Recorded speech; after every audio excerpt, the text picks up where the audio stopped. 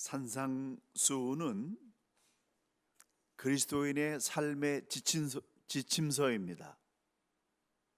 어떻게 살 것인가? 산상수훈대로 살면 됩니다.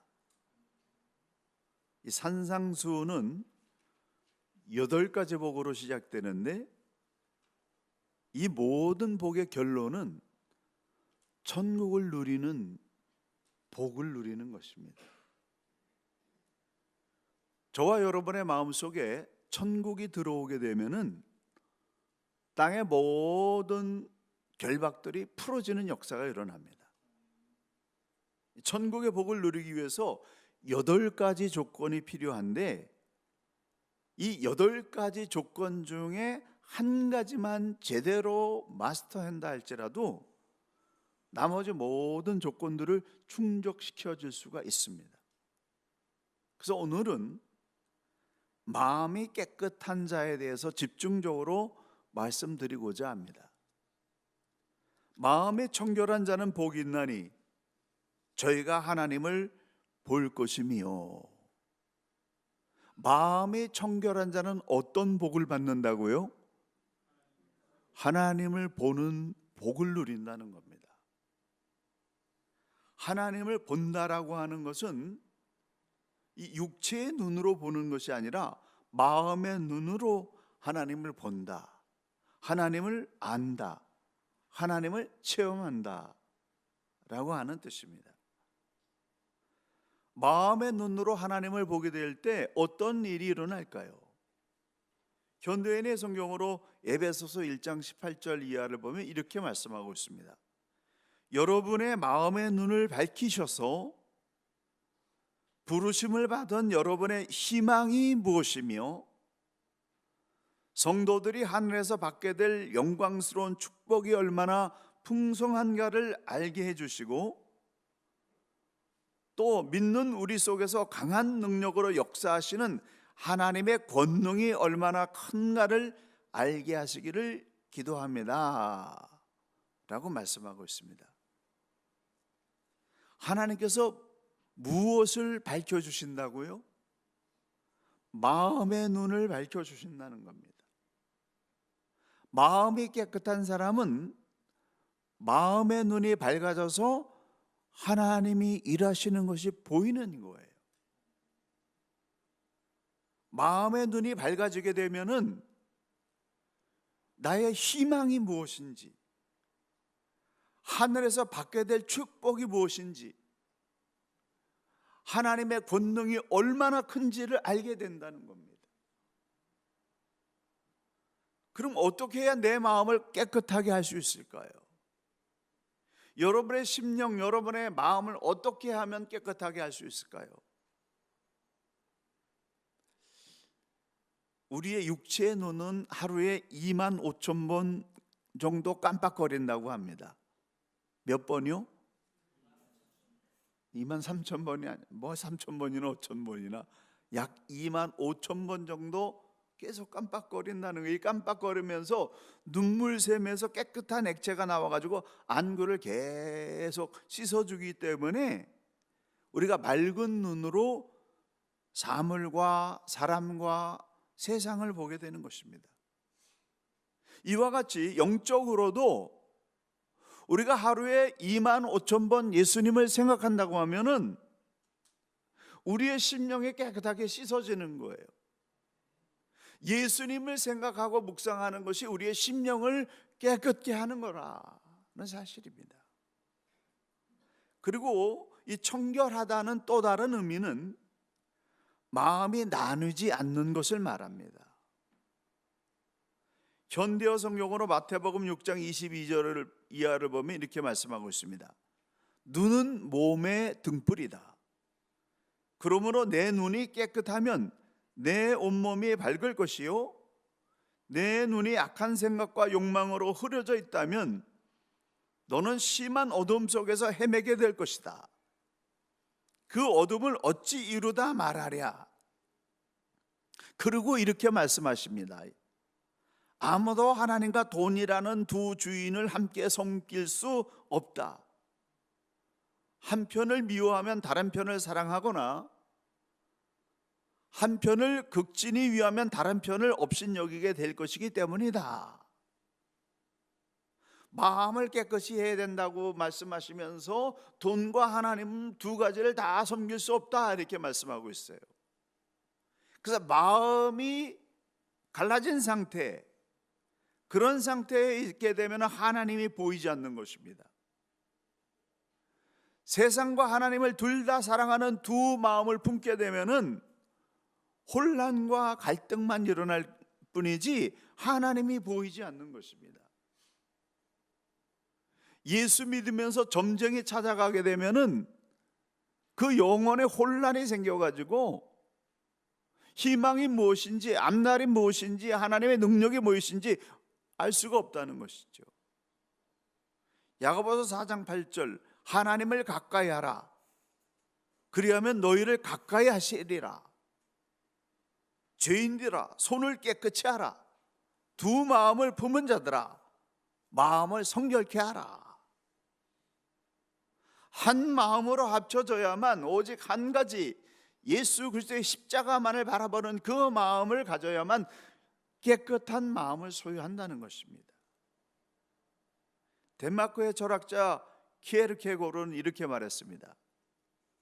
진정한 마음의 깨끗함은 오직 한 가지 목적에 몰두하는 데 있다. 하나님께 속한 거룩한 목적에 내가 몰두할 때 나는 내 마음이 깨끗해지는 것을 느낀다. 이렇게 말했습니다. 하나님께 몰두하고 하나님만을 바라보는 한 마음을 갖게 되면은 마음이 깨끗해지고 하나님의 뜻이 무엇인지 분별할 수 있게 된다는 겁니다.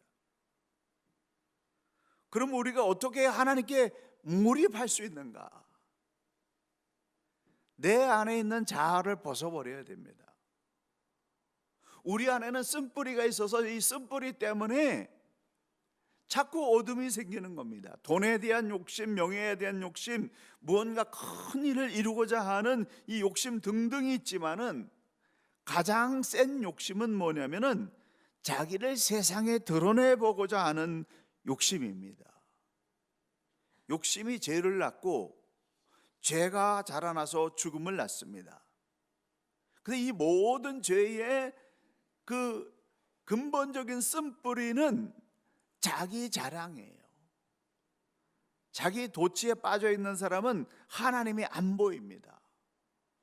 사물의 올바른 이치를 분별하지 못하게 돼서 늘 자기라는 그 자기 중심적인 삶에서 깨어나지를 못하는 거예요. 그래서 자기라고 하는 아래서 깨어나야 세상이 보이고 하나님이 보이는 것입니다.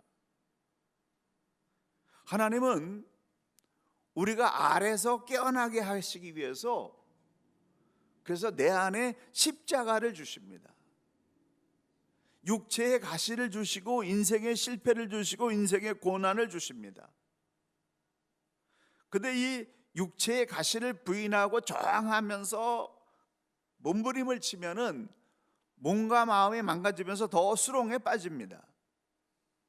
하지만 육체의 약점이 있을 때 그 약점을 있는 그대로 받아들이고 약점을 다스릴 수 있게 되는 그런 절제의 능력이 생기게 되면은 육체의 가시는 나를 성장시켜 주시는 보석이 된다라고 하는 것이죠.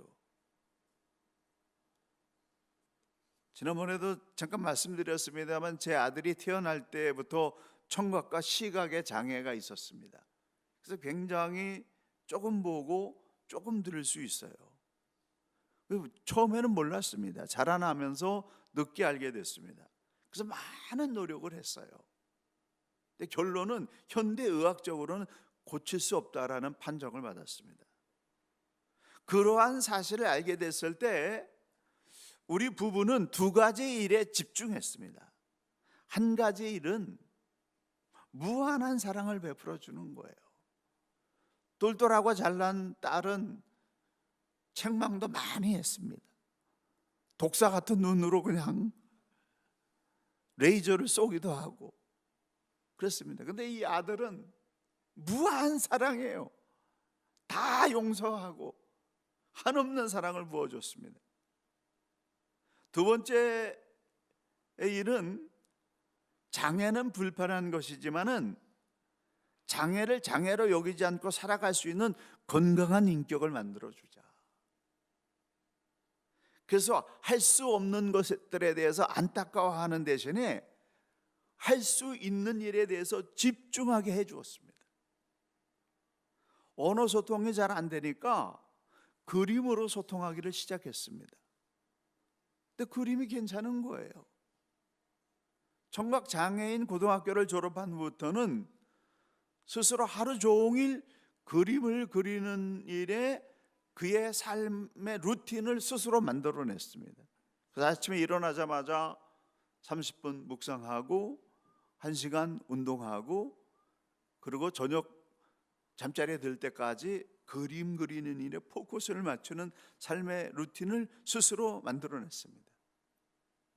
어느 날 미술을 전공하신 홍순관 복음성가 가수가 저희 아들의 그림을 딱 봤는데, 화가는 선이 지문과 같은 것인데 선이 너무나 아름답습니다 라는 칭찬을 해줬습니다. 우리는 인사치레로 해주시는 줄 알았어요. 그림을 코칭해 주시는 남섬에서 유명한 김민정 화가라는 분이 계신데, 이분이 원근법이 뛰어납니다. 그리고 무엇보다도 세상을 대하는 마인드가 너무 아름답습니다. 칭찬을 해 주었습니다. 6년 전에 파리에 갔더니 한국의 3대 화가 중에 한 사람으로 거론될 정도의 실력을 가지고 있었던 손석 화가가, 촉각으로 그림을 그리는 화가가 한 3% 내외 되는데, 이 아들은 촉각으로 그림을 그릴 수 있는 경지에 도달할 수 있습니다 라는 평가를 해 주었습니다. 할 수 있는 한 가지에 집중했더니 놀라운 일이 일어난 거예요. 주어진 약점이 고통이지만 그 고통의 무게에 눌리지 않고 하나님께 집중하고 하나님께서 주신 재능에 집중했더니 포텐셜이 터진 겁니다. 하나님은 우리의 성품을 수술하실 때 그 마지막 단계의 코스로 가장 내가 소중하게 여기시는 것을 다루십니다. 아브라함에게 이삭을 바치라는 그런 것은 아브라함 보고 죽으라고 하는 것보다 더 고통스러운 일이었습니다. 하지만 하나님을 신뢰하고 믿음으로 하나님의 뜻을 따랐더니 하나님께서 나의 벗이다 라는 칭호를 주셨습니다. 욥은 모든 것을 다 잃어버렸을 때, 그때서야 정말 그의 진가가 나타났습니다. 동방의 의인이요 갑부였던 욥은 하루아침에 10자녀와 재산을 다 잃어버렸습니다. 친구들과 아내의 비난을 받으며 온몸에 욕창이 나는 그런 큰 환난을 당하게 됐습니다. 재산 잃어버렸습니다. 가족 잃어버렸습니다. 친구 잃어버렸습니다. 그리고 생명의 위협 앞에 직면하게 됐습니다. 근데 그때 욥이 이렇게 말합니다. 나의 가는 길을 오직 그가 하시나니 그가 나를 단련하신 후에 내가 정금같이 나으리라. 이런 고백만 해도 대단한 신앙인인데, 그런데 그의 진정한 위대함은 욥의 마지막 부분에 나옵니다. 욥기 42장에 보게 되면은 욥은 하나님 앞에서 자기 자신이 의롭다고 주장했던 것이 얼마나 교만했고 어리석은 일이었는지를 깨닫게 됐습니다. 크신 위대하신 하나님, 그 하나님의 위대하심 때문에 내가 여기까지 살게 됐고, 그리고 복을 누리게 살게 됐는데, 그 하나님의 은혜 아래서 내가 옳다고 주장하면서 억울하다고 주장했던 그 모든 것들, 하나님의 은혜로 살았는데 그것에 대해서 알지 못하고 저항하고 부인하고 억울해하던 이 자신의 모습을 발견하면서 부끄러움을 느끼기 시작했습니다. 자신의 무죄를 항변하던 모든 말들이 다 부끄럽게 여겨져서 그런 것을 다 거둬들이고 하나님 앞에 완전히 엎드려 자신이 얼마나 큰 죄인인가를 깨닫고 통회하며 회개했습니다. 그래서 욥기가 주는 선물은 이 부분입니다. 자기 자신이 스스로 의롭다고 생각했던 모든 일들을 다 비워내는 거예요. 저도 인생에 찬란한 그 전성기가 있지 않았습니까? 지금도 전성기입니다만은, 근데 그때하고 지금과는 다른 건 뭐냐면 그 젊어서 펄펄 뛰어가지고 뭐가 될 때는 그래도 내가 좀 괜찮으니까 이렇게 됐지 라고 하는 착각을 했던 거예요. 근데 지금은 다 비워냈어요. 아니, 어떻게 내 잘남으로 이루어진 게 있는가? 오직 하나님의 은혜로 여기까지 왔다. 그래서 누가 나를 비난한다면 옛날에는 그 자존심 상해가지고 견디질 못해가지고 어떻게든지 싸우고 뒷산으로 오라 그래서 한판 붙고 뭐 이랬는데, 지금은 못났다고 그러면 그렇죠, 제가 못난 거 제가 잘 압니다. 뭐 당신 뭐 부족하다 그러면 제가 잘 압니다. 그걸 인정하게 되는 거예요. 비워낸 겁니다. 내가 얼마나 교만했는지, 내가 얼마나 정말 그 약점이 많은 사람인데 올바른 나 그러다 이런 거 가지고 친구들하고 얼마나 싸웠는지, 이런 것들이 다 부질없었던 일이라는 사실을 절절히 욥이 깨달았고 저도 그 모습을 보면서 깨달았습니다. 하나님 속으로 들어가 보니까 하나님이 얼마나 위대하신지, 내 잘남이나 공로가 얼마나 티끌에 불과한지, 그래서 하나님 없으면 아무것도 아니라는 사실을 깨닫고 오직 하나님의 은혜로 내가 나 되었고 내가 여기까지 올 수 있었음을 인정하고 하나님 앞에 엎드리는 그 순간이 욥의 마음이 깨끗해지고 십자가가 그 심령 가운데 세워지는 복받는 순간이었습니다. 하나님 앞에 우리가 주장할 수 있는 것이 무엇입니까? 다른 사람에게 허물이 있다면 나에게도 허물이 있습니다. 다른 사람에게 연약함과 부족함이 있다면 나에게도 연약함이나 부족함이 있습니다. 하나님 앞에 완벽한 사람은 아무도 없습니다. 장점이 있으면 다 단점이 있는 거예요. 그래서 우리가 정말 그리스도 안에서 하나 되고 사랑할 수 있는 건 뭐냐면, 흉어물이 많은 사람들을 보면서 정죄하는 대신에 그들을 용납하고 품어주는 일이에요. 그래야만 그런 긍휼을 베풀어야 나도 긍휼의 베품을 받을 수 있는 겁니다. 우리는 하나님 앞에 나의 잘남을 주장하던 모든 이론과 주장을 다 내려놓고 하나님이 주신 대로 감사하면서 살 수 있어야 됩니다. 십자가 앞에서 만나게 되는 모든 고통에는 의미가 있습니다. 하나님께서 우리에게 고통을 주시는 이유에는 반드시 우리를 치유하시고 정결케 하시기 위한 하나님 차원의 거룩한 의미가 있다는 거예요. 십자가의 고통으로 내 영혼을 깨끗이 하심으로 말미암아서 하늘나라를 완전히 주시기 위한 그런 하나님의 손길을 우리는 알 수가 있어야 됩니다. 마음이 깨끗해지면 하나님을 볼 수 있고 하나님 나라를 체험할 수가 있습니다. 침묵에는 세 가지 침묵이 있습니다. 말의 침묵과 소망의 침묵과 생각의 침묵입니다. 말의 침묵, 그 떠버리는 많은 말들, 이거를 좀 절제하면서 언어의 침묵을 하게 되면은 미덕을 얻게 됩니다. 소망의 침묵.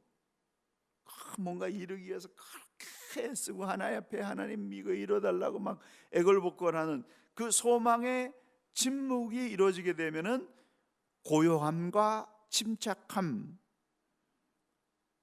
그런 걸 얻게 됩니다. 그리고 생각의 침묵이 일어나게 되면은 모든 것을 비워내고 오직 그리스도만을 묵상하면서 이 영적인 황홀경 상태에 도달하게 되고 하나님과 만나는 영혼의 숨구멍이 열리는 역사가 일어납니다.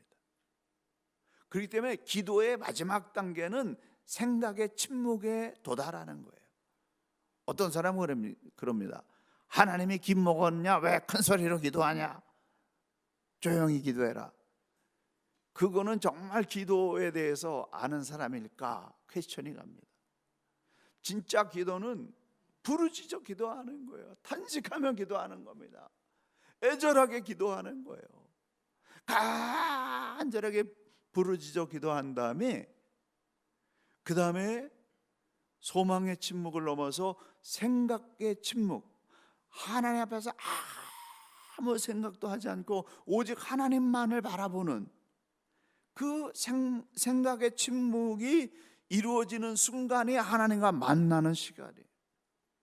그래서 기도하는 자는 온 힘을 다해서 하나님을 찾고 부르짖는 다음에 잠잠히 하나님을 기다리는 겁니다. 생각의 침묵까지 이루어지게 될 때 하나님께 몰입할 수 있게 되고 하나님의 숨결을 느끼게 됩니다. 하나님의 뜻은 우리에게 하늘의 평화와 천국을 주시는 거예요. 하나님께서 우리에게 주시는 하늘의 복은 무엇입니까? 우리가 누리게 되는 이 팔복의 진짜 정체는 무엇입니까? 산상수훈을 따라서 살았던 제자들, 그들은 어떤 복을 누렸습니까? 베드로는 AD 64년경에 로마 황제 때 바티칸에서 십자가에 거꾸로 매달려 순교당했습니다. 사도 요한의 형제 야고보는 헤롯 아그리빠에게 칼로 목베임을 당하면서 첫 번째 순교자가 됐습니다.